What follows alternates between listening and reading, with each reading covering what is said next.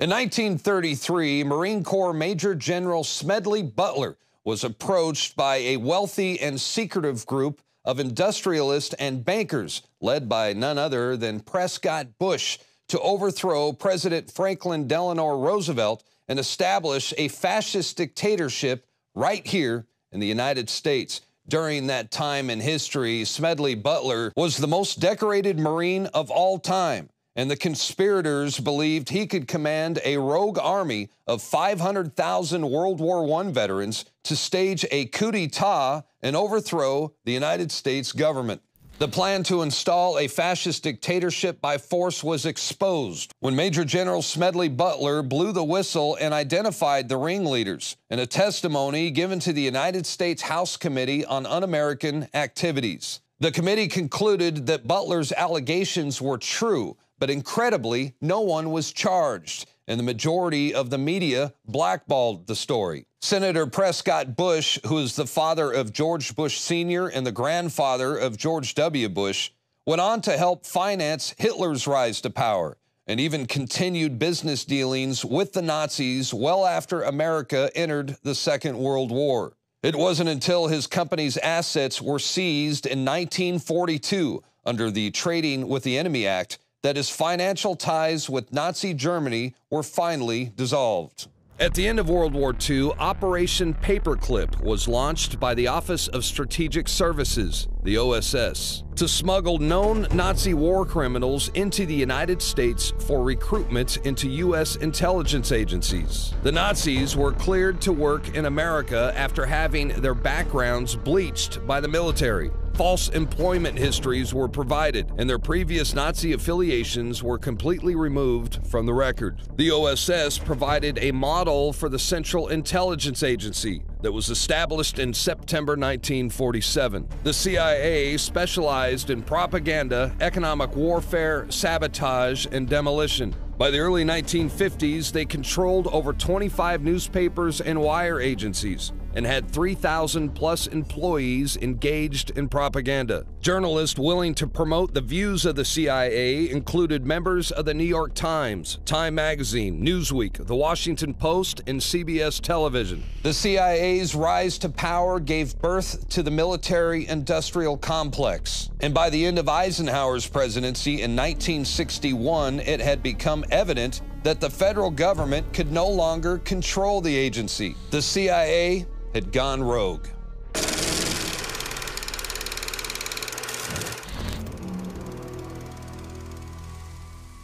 I appeared before the Congressional Committee, the highest representation of the American people, under subpoena to tell what I knew of activities which I believe might lead to an attempt to set up a fascist dictatorship. Does America owe its edge in military technology to Nazi war criminals brought here after World War II? The truth is that thousands of former Nazis, some of whom committed atrocities, went to work for the United States government.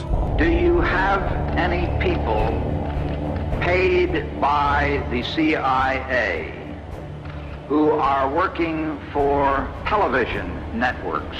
This, I think, gets into the kind of getting into the details, Mr. Chairman, that I'd like to get into in executive session. At CBS, we had been contacted by the CIA. As a matter of fact, by the time I became the head of the whole news and public affairs operation in 1954, ships had been established, and I was told about them and asked if I'd carry on with them. We're really talking about intelligence at the highest levels of the U.S. government, setting the broad direction for the nation. Have you brought with you some of those devices which would have enabled the CIA to use this poison for, We have indeed, for killing people? But also the toxin itself would not appear in the autopsy? Yes. Well, when the president does it, that means that it is not illegal. If you've been anywhere near a television set or a radio these past few hours, you already know that John Lennon of the Beatles is dead. He was shot late this evening in front of his apartment building in New York City.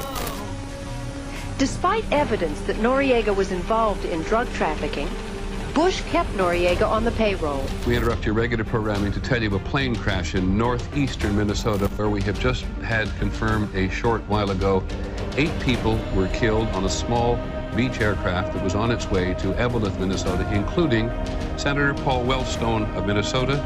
And according to the senior staff in the senator's office, not only the senator, but his wife Sheila, his daughter, 3 members of his staff, and the 2 pilots. The CIA has been and is now completely out of control. The accusation is that drugs are being sold by the Contras and that the CIA knew about it and didn't do anything.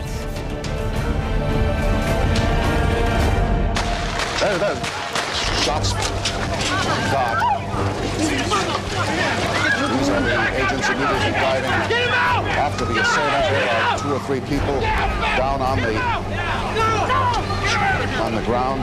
An assassination attempt. The president was hit, but pushed immediately into the limousine and rushed to the hospital. William Colby has been missing since April 27th. His canoe was found washed up on the banks of the Wicomico River, April 28th. He's missing and presumed drowned. The United States tonight declared in effect that Panama's General Manuel Noriega is a threat to this country's national security. When George Bush became director of the CIA in 1976, he inherited Noriega as a contact. When you read these outrageous charges by a drug-related, indicted dictator, discount them. They are total lies.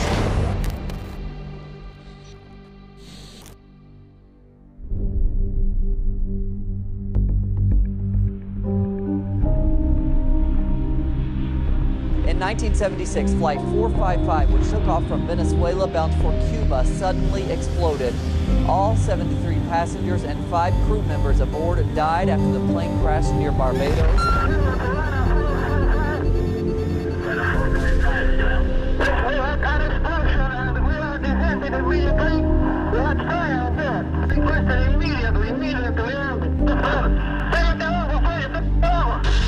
Four of the terrorists were found to be Latin Americans contracted by the U.S.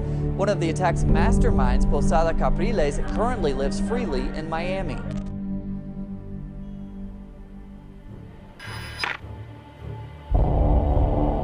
Either you are with us or you are with the terrorists.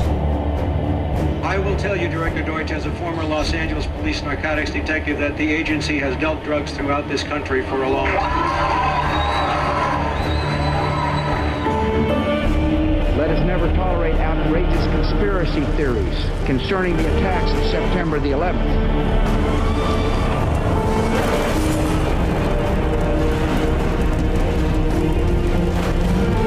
The numbers about potential civilian casualties, I take with a somewhat big grain of salt. Let us bomb these places. What does that make Hillary Clinton to the Bush family? My sister-in-law. I love Bill Clinton. J.P. Morgan.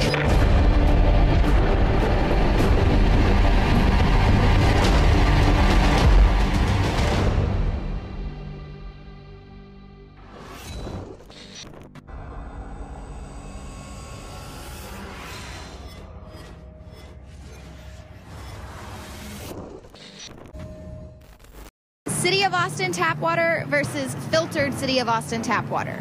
I can taste dirt in it. God knows what's in this. This has an aftertaste. Tastes like Austin water? Yeah, it does. These people just sampled City of Austin tap water straight from the faucet. Next, we had them try a sample of tap water filtered through the ProPure G2.0 filtration system. High quality H2O.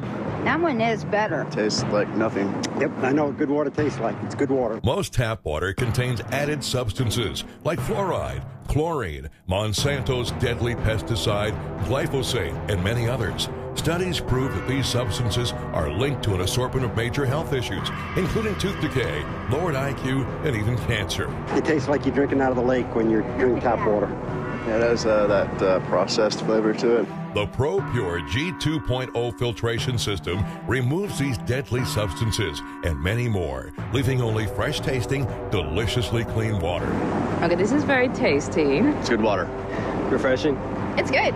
Go to InfoWarsStore.com today. Use promo code WATER and save 10% off your ProPure purchase. Again, that's InfoWarsStore.com or call 1-888-253-3139. You are watching the InfoWars Nightly News, which airs 7 p.m. Central at InfoWarsNews.com. And your support is helping us defend liberty worldwide.